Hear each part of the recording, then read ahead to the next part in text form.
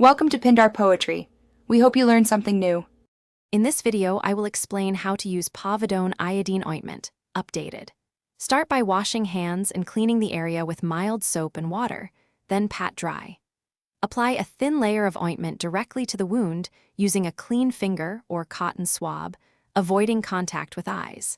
Cover with a sterile bandage if needed and reapply 1 to 2 times daily until healed or as instructed by your clinician. Begin by setting out supplies: soap, sterile gauze, and the ointment. Clean the wound gently, remove debris, and dry with sterile gauze. Squeeze a small ribbon of ointment and spread it thinly over the area. Too much can slow healing. Cover with a breathable dressing if the wound is exposed, and change the dressing once daily or sooner if it becomes wet or dirty to keep the site clean and healing smoothly. If you're finding this helpful, please subscribe and like to support more useful health updates. Quick recommendation: grab a copy of The Simple Path to Wealth, a book that can change how you think about money and lighten stress while you heal. Trust me, practical calm matters.